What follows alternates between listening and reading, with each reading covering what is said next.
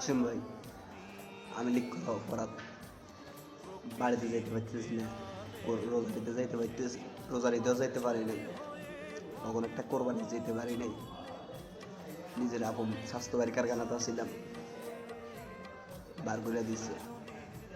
এই পৃথিবীতে আসলে ভাই স্বার্থপর, কেউ আপন না, বিপদে পড়ে দেখেন বন্ধু বান্ধব বলবেন, কেউ আপনার পাশে থাকবে না।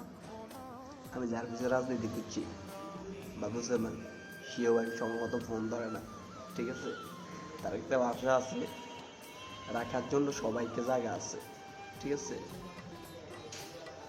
কিন্তু আমগো কর্মী করে রাখার মতন তাদের কোনো জায়গা নাই এই ঢাকা শহরে, কিন্তু মেম্বার সবাইকে রাখার মতন তার জায়গা আছে, বুঝছেন ভাই। অনেক কষ্টতে কথাটা বলতেছি ভাই, আমার কোনো মানে জায়গা নেই ভাই, কী করবো কোন জায়গা যাবো, আমি লিখ করে এতটাই অপরাধ হয়ে গেছে ভাই। ভাই রাস্তা মনে কর বিষ খেয়ে মরে যায়, বিশ্বাস করবেন, এই জীবন না ভাই,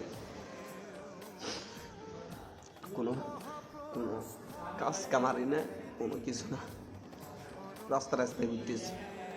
তো ওই মানে রাজনীতি করে জীবনটা শেষ হয়ে গেছে, ঠিক আছে।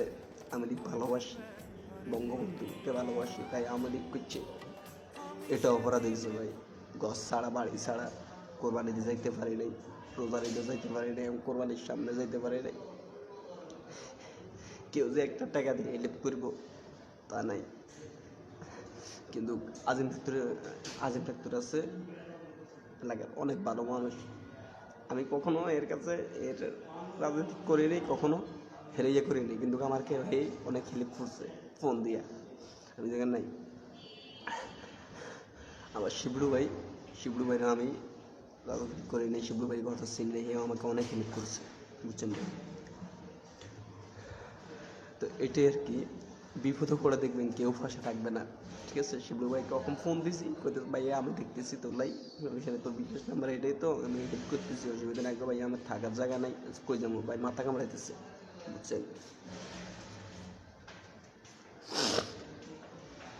তো এটাই আর কি,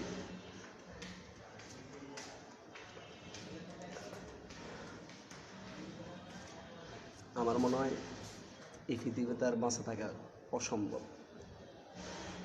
যদি বিষ খেয়ে মরতে হবে নইলে একটা কিছু, কারণ জানার কোনো পথ নাই, কোন দিকে যাবো, না চাকরি শিখছি নাকি কোনো কিছু, কোনো নেতাকে এখন দিবে যে বলি আমি বিয়ে চলে যাবো, আমার কিছু টাকা হেল্প করেন, দিব না, একটা টাকাও দিব না, ঠিক আছে ভাই।